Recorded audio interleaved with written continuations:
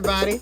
My name is Alphonso Horne, and we're here to give you an incredible show celebrating the life and legacy of trumpet legend, Louis Armstrong. Hey. Louis was one of the world's greatest artists of all time. He changed the world with his joyful spirit, created new ways of playing and singing, brought people together, and was a force of good. Now, I've asked some of my friends to help tell his story and play some of his music. On the drums, give it up for Jake Goldbas. Oh. On the melodica and piano, give it up for Mathis Picard.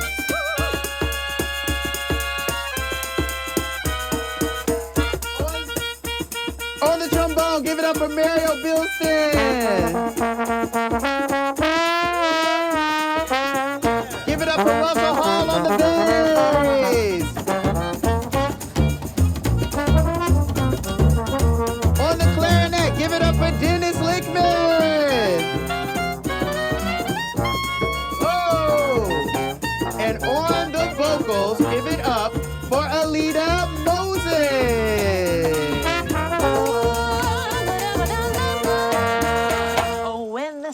Oh, when the saints go marching in. Go marching in. Oh, when the saints go marching in. Go marching in. Oh, out and on.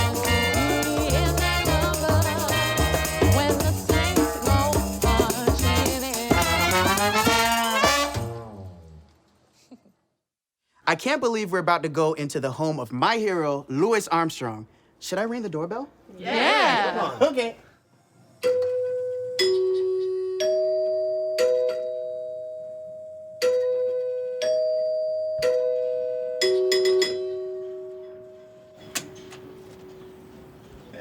Hey, there he is. What's up, brother? How you doing? Man, welcome. How's everybody? Good.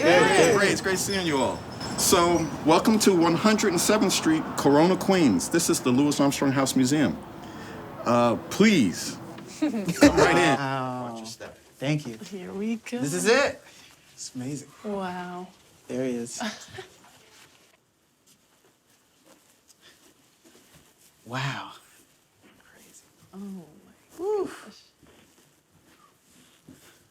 Wow. Wow. Is it cool if I try to... Man, do your thing. Oh, it's curtains.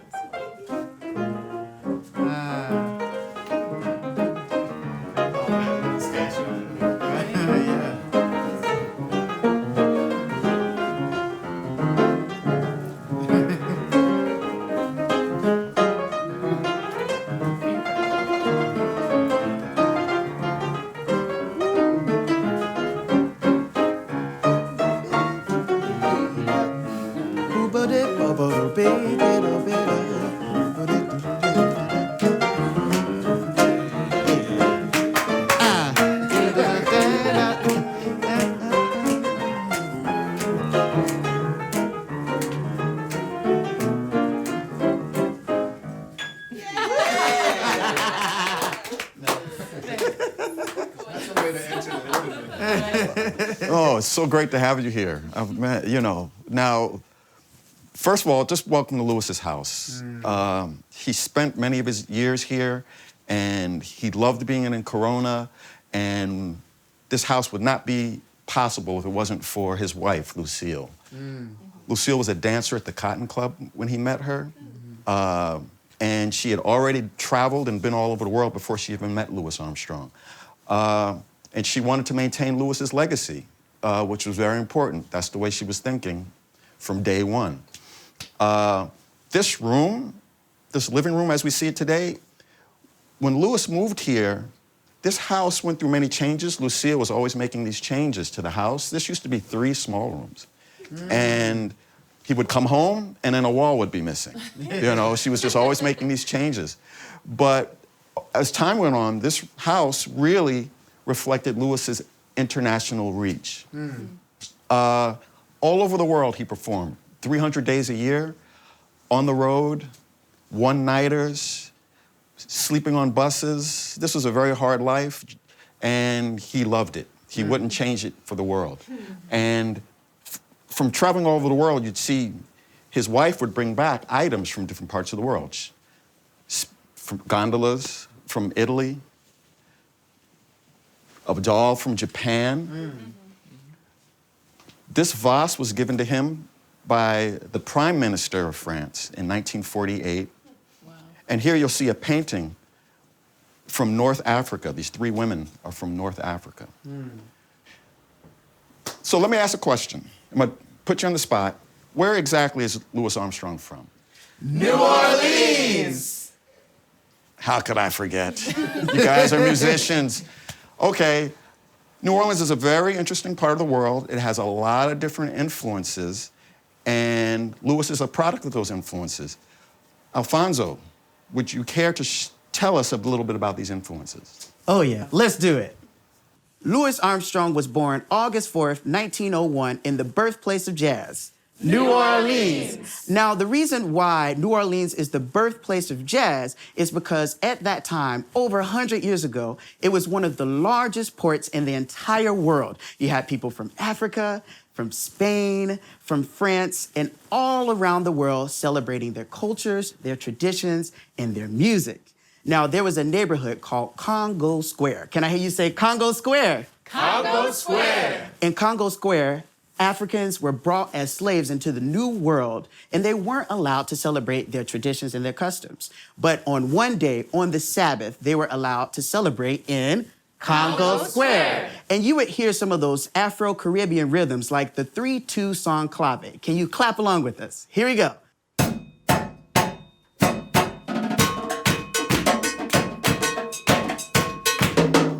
Say clave. Say clave. Say clave. New Orleans was founded by the French. And there was a neighborhood called the French Quarter where Louis Armstrong could hear some of those romantic French songs.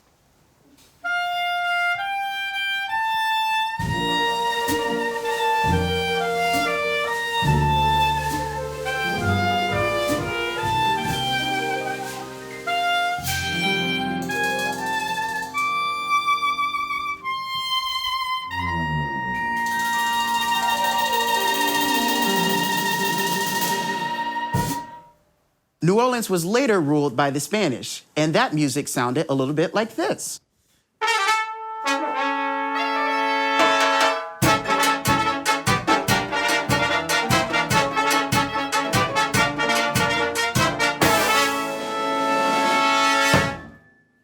Opera was Louis's favorite style of music, other than jazz.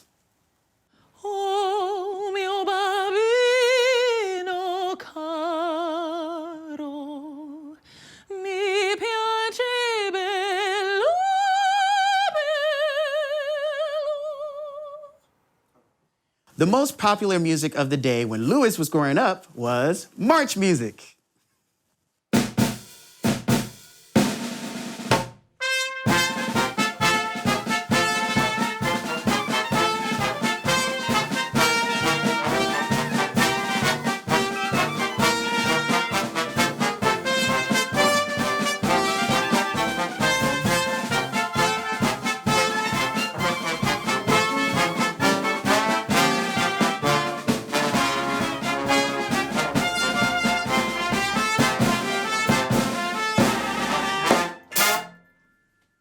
Man, you guys sound incredible.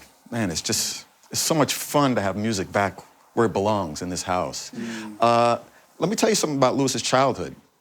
Now, he grew up in a very poor neighborhood called Battlefield, and he started to hang around with a gang of kids, and eventually he got arrested.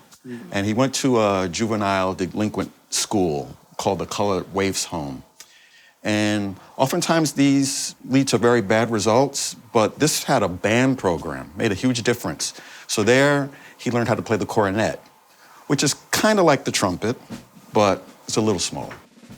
Louis started to incorporate all of these sounds he grew up listening to.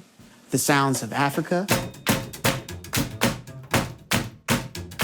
Spain, France,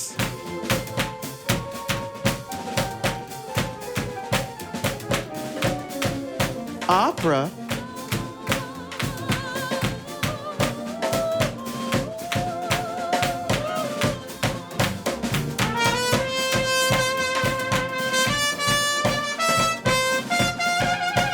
and blended it all together.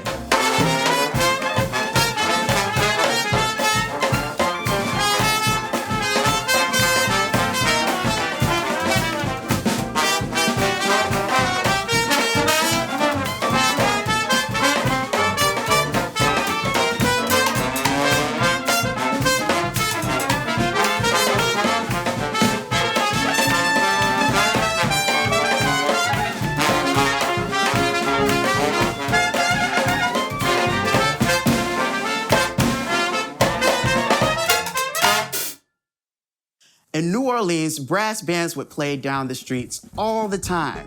And one of the songs that we're gonna play right now is called Bourbon Street Parade. So grab your sister, grab your cousin, grab your mama, your daddy, everybody, and let's have a good time. Let's parade, everybody. So now, when I point to you, I want you to say, way down yonder in New Orleans. Here we go. Way down yonder in New Orleans. Way down yonder in New Orleans. I said, way down yonder in New Orleans. Way down yonder in New Orleans. Way down yonder in New Orleans. Way down yonder in New Orleans. Said, way down yonder in New Orleans. Way down yonder in New Orleans.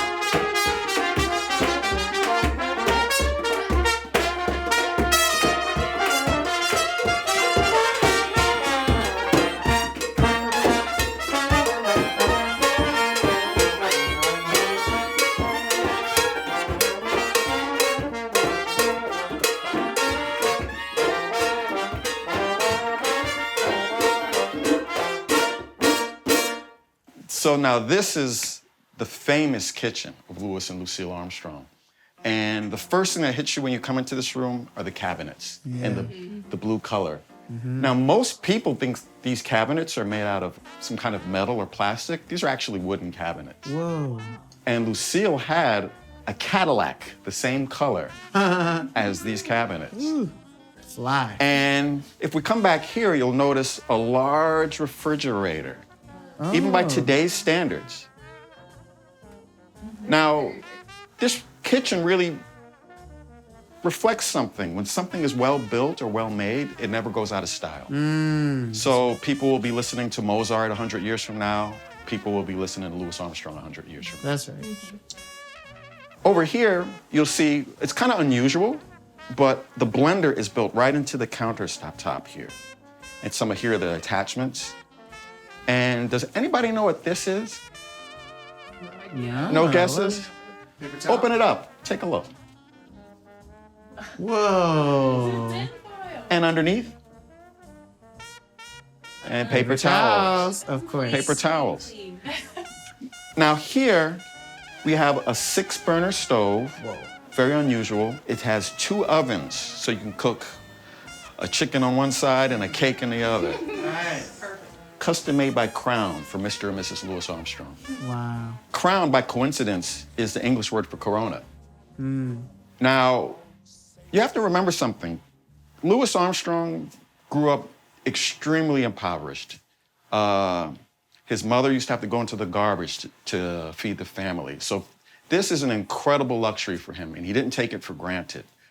But his mother would often have to improvise these meals. And let's hear Louis talk about this. What was New Orleans like in those days, Louis? When my days coming up, I thought it was beautiful, you know. Yeah. It was way back there in the early days, and we didn't have much money and things like that, but we lived, and like I say, enjoyed good food. You had a lot of fun? Yeah, my mother could take 15 cents and go to the Partridge Market and come back and cook a meal. I mean, a big, and you have to lick your fingers, it's so good. You know what I mean? 15 cents? Yes, sir. In those days, you could take a newspaper, and I'd go to the market, a fish market, and buy a whole newspaper full of fish heads. Just plain chopped off fish heads that they wouldn't use. They put aside. Yeah. Well, That'd be garbage for them, wouldn't it? well, they just ain't got time to do what we did. Yeah. My mother would get the fish heads and take them home and cook them, and clean them and cook them, and put a lot of tomatoes, canned tomatoes in them, and call it cubillon, the Creole dish, and serve it on top of some rice. Boy, you talking about beautiful food and delicious. No kidding. Yes, sir. And she could cook cabbage, red beans, and all that. And I remember we were so poor too, and healthy, because Mama always kept us physic-minded anyhow. Yeah. In the same way Louis's mom improvised in the kitchen, Louis improvised with his music. He was one of the world's greatest improvisers and showed us all that we could be ourselves, have fun, and express ourselves in the moment. And that's what improvisation is, making something up with what you have and how you feel. We do this every day when we cook, when we talk, when we dance, and when we play music. We bring our special ingredients to the table and make something up in the moment. Let's do it now. Woo! Maybe you got some fish heads. Play some fish heads on that bass.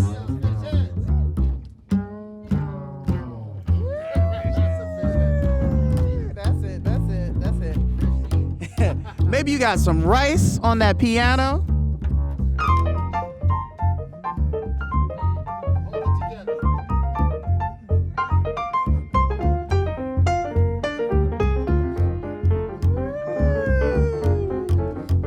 Maybe you got some red beans on them drums. Come on, Jake.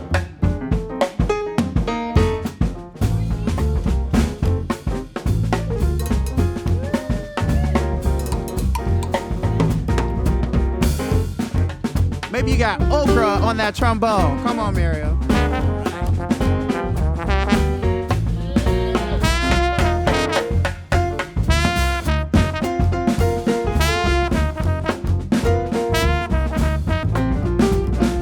And what about some cornbread to top it off on the clarinet. Come on.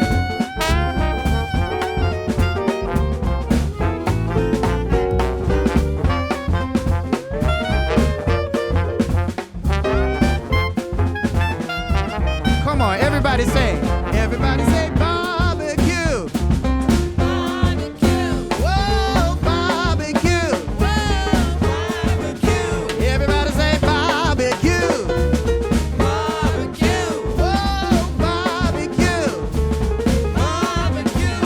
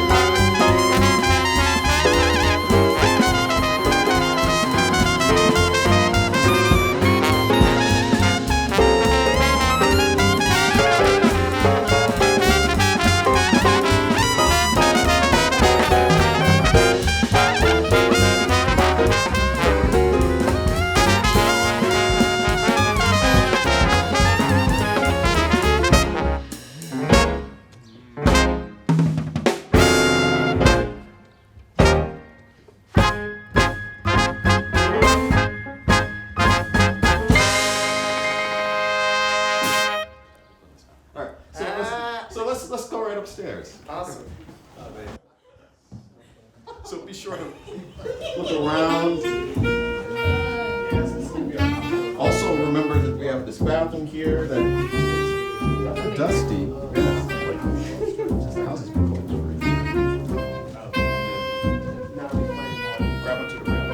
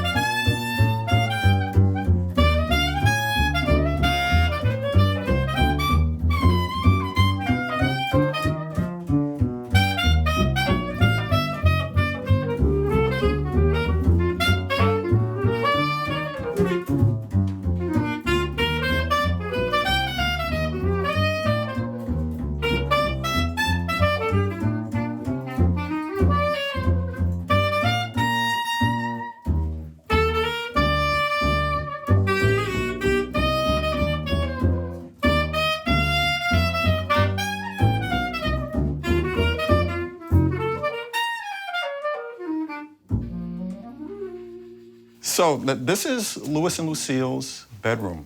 And I should point out the vibe on the second floor is a lot different because this was their personal space, and this also happens to be where Louis passed away in 1971. You'll notice, though, that this room, Lucille stayed here for 12 more years after Louis's passing, so this room really reflects her widowhood. You'll see the wallpaper that goes right through the vertical blinds here, and also there's a prayer nook. She was a devout Catholic.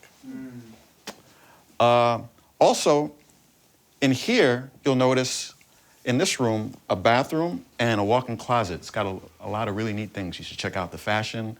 And let me see if you can find the camouflaged speaker. Check it out.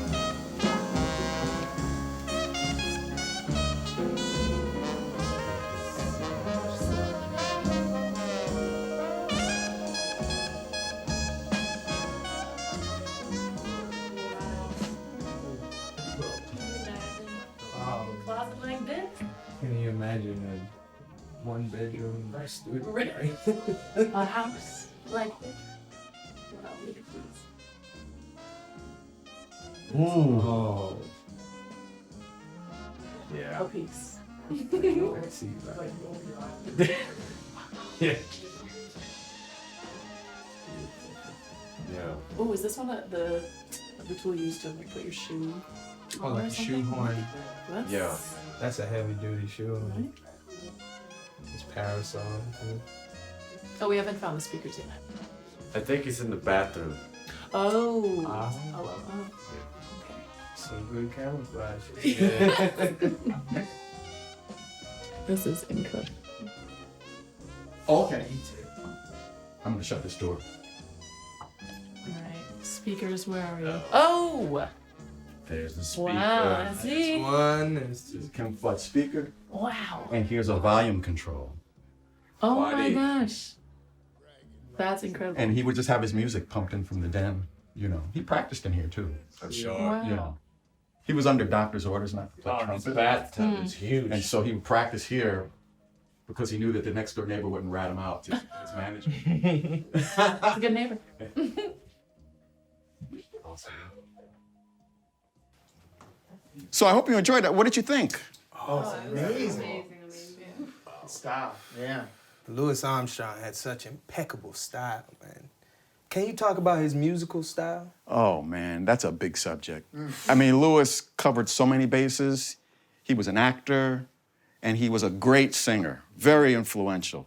He sang as a child before he played trumpet, and that singing influenced his trumpet playing. His trumpet playing sounded like a human voice. So, have you ever heard of this thing called scatting? So, boobadee-dee.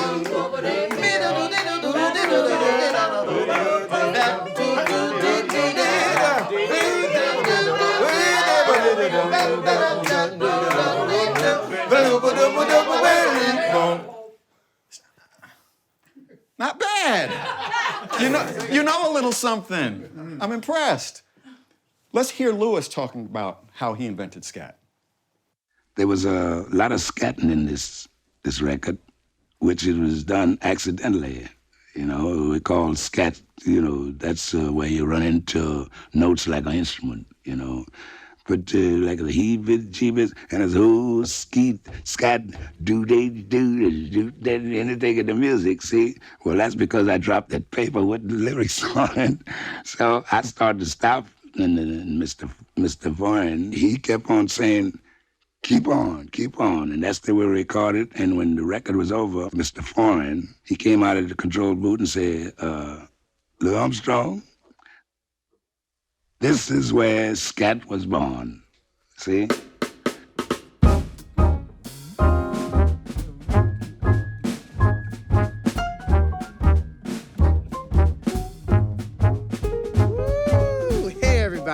Now we are going to play Heebie-Jeebies by ourselves. We want you to join us, and we want you to scat along with us. So first, let me explain what scat singing is. Scat. Wait, hold on. Fonz, you got a singer right here. Ooh! Now, do you mind if I take the reins on this one? I guess so. Fine. Go ahead. All right. Hi, everybody. Let me tell you a little bit about scatting.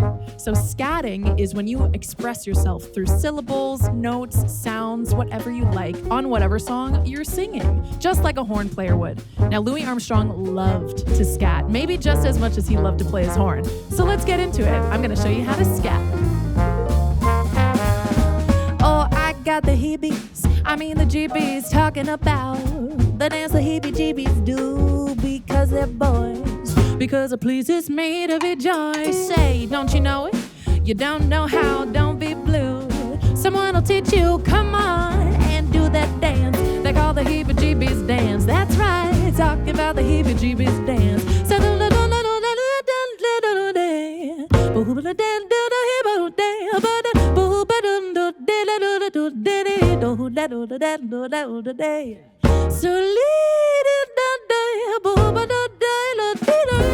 Oh, that was amazing, Alita. Thank you. But I wonder if you can scat whatever I play. Oh yeah, let's give it a go. Let's try it out.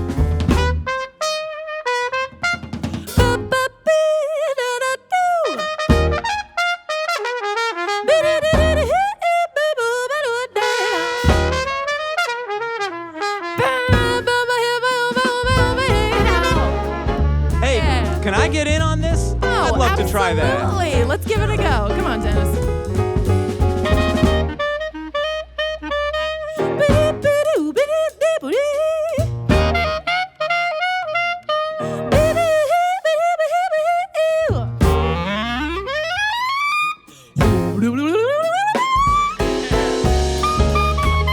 Alita, this looks so fun. Can I try as well? Of course. Let's do it. Let's do it.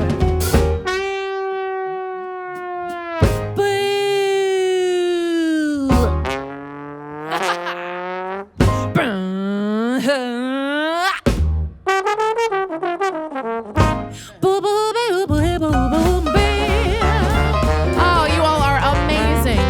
But can you scat this back to me now? Oh, yeah. Okay.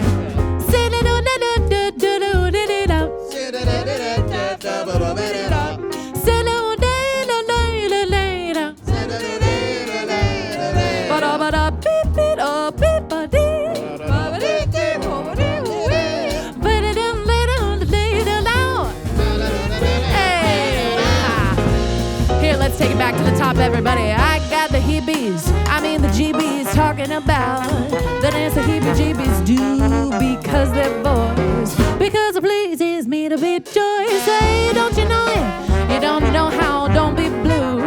Someone will teach you, come on, and do that dance they call the heebie-jeebies dance. That's right, talking about the heebie-jeebies dance. Come on.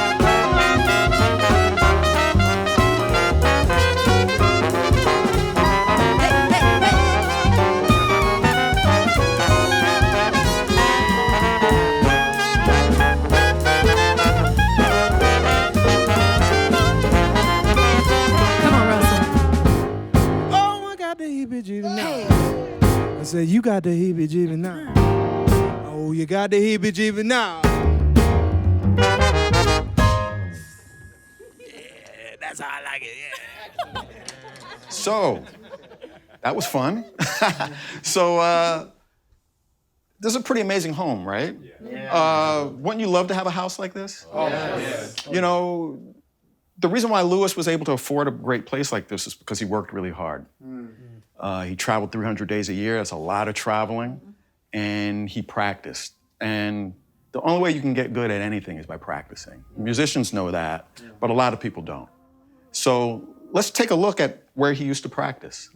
Wow. All right? Let's head on out. Wow.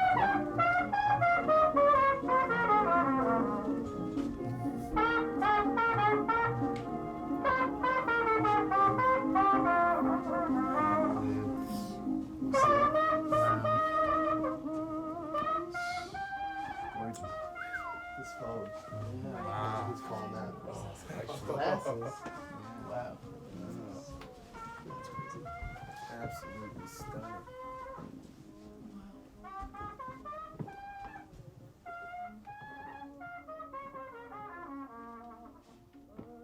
Imagine just gonna sit in here and listen to records. Yeah. I wonder what the speakers are. Speak. Oh, they were in the ceiling. That's amazing. That's a different perspective. Truly. It really is. In the sea.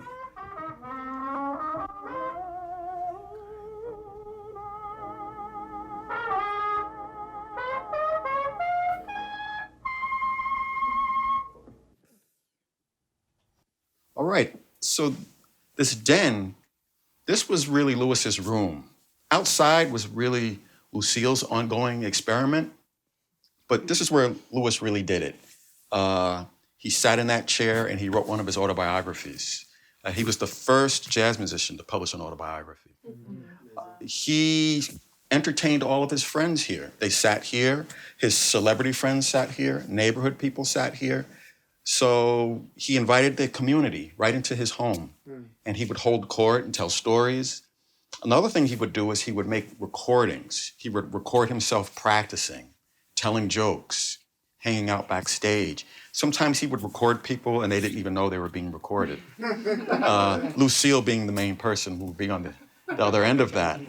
But the most important thing that he would do with those tapes is he would put collages on them. So Louis, besides being a great singer and a great trumpet player and a great actor, he was also a great artist.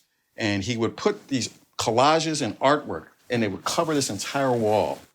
And it was just a wall full of it looked like music. And Lucille would rip it down. She thought a man of his age and stature, that was beneath him. And Louis, he could not stop himself. So he started to put those collages on each one of these boxes where he stored his tapes.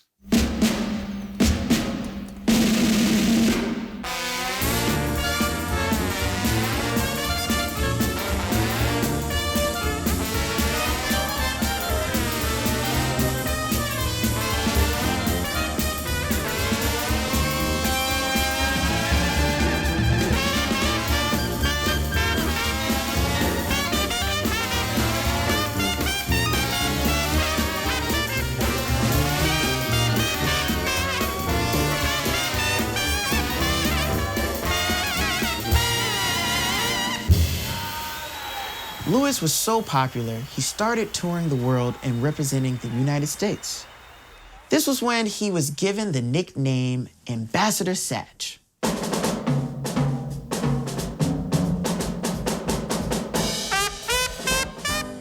Louis broke racial barriers because he included musicians in his band from all backgrounds and colors.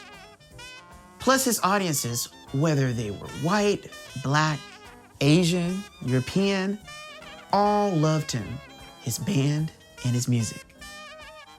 Why is that important?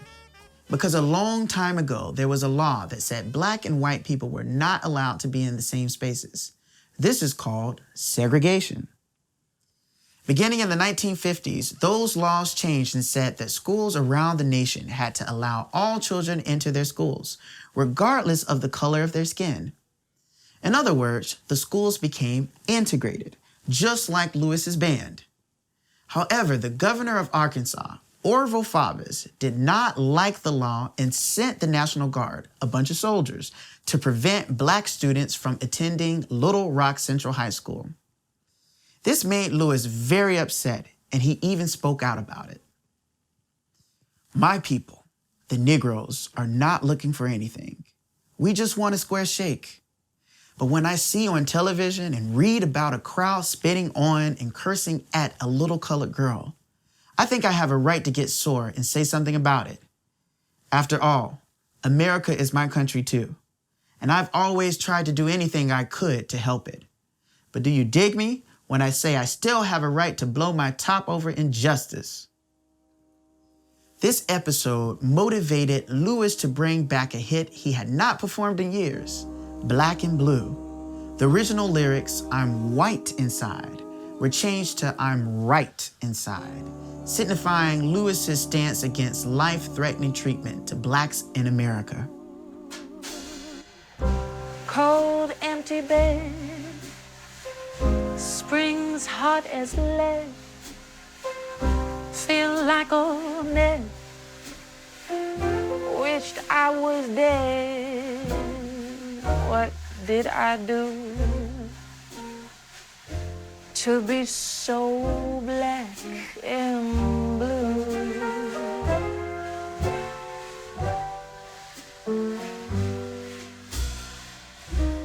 Even the mouse ran from my house. They laugh at you and scorn you too. Oh, what did I do to be so black and blue?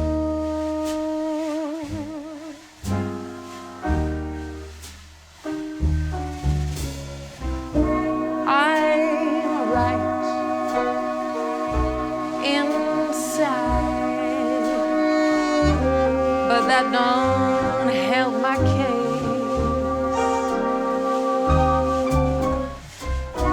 'Cause I know I can't hide what's in my face. How will it end? Ain't got no friend. My only sin is in my skin. What did I do to be so black and blue?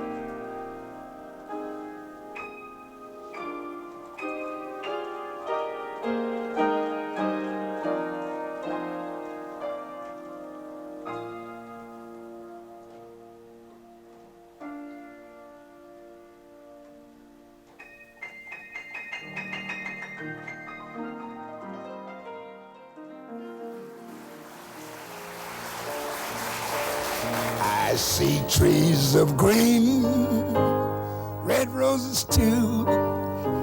I see them bloom for me and you. And I think to myself, what a wonderful world.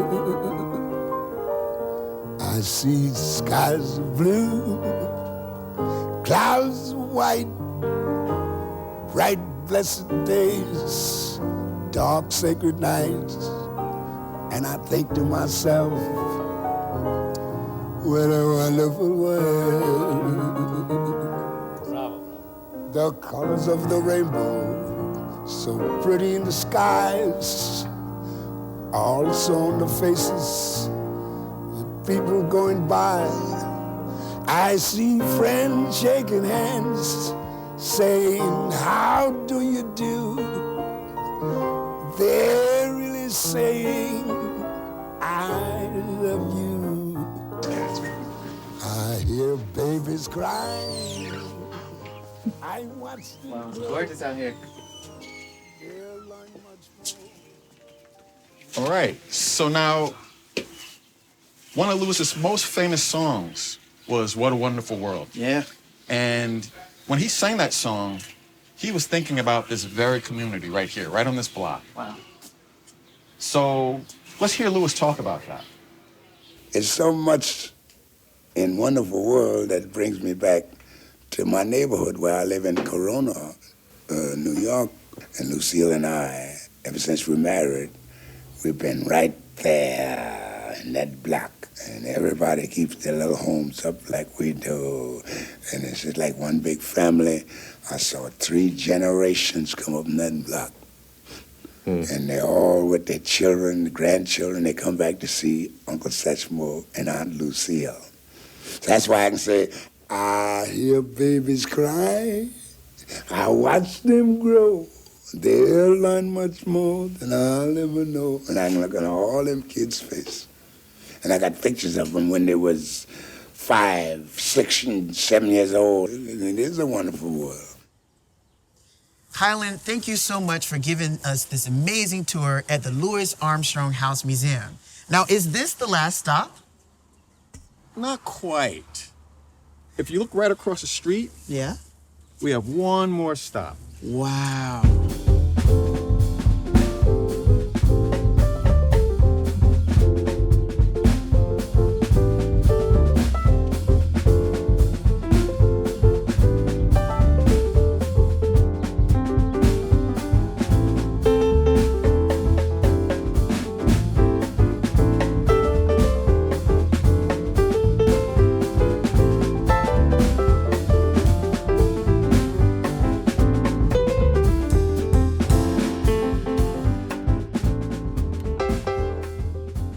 All right, everybody, I want to introduce you to our new executive director, Miss Regina. Hi, Miss Regina. Hi, everybody. I hope you had an amazing time at our concert. This is one of the last stops on your tour, the new Louis Armstrong Center. Hooray! So we can't go in just yet, still under construction, but soon we'll be able to throw open the doors just like Louis and Lucille would. But until then, have a great time. Hyland, Alphonso, everybody, enjoy the show. Bye.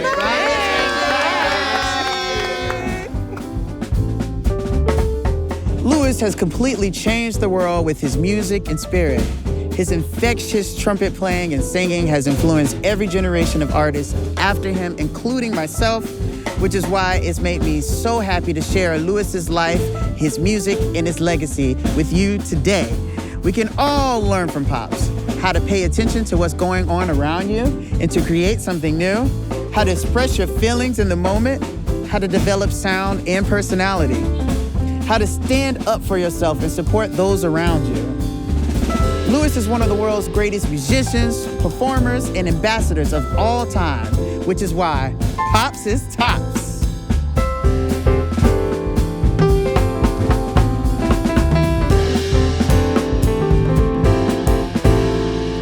Trees of green, red roses too.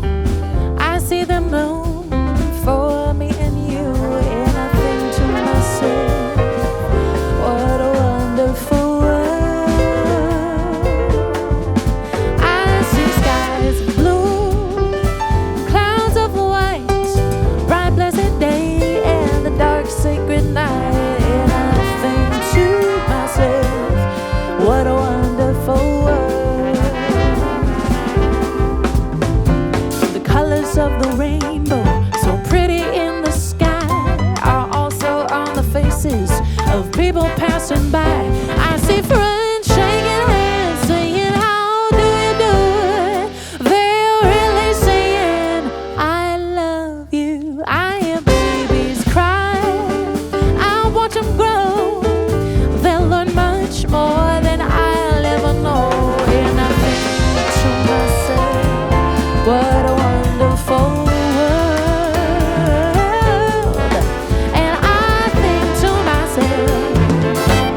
What a wonderful world. Everybody, come on. What a wonderful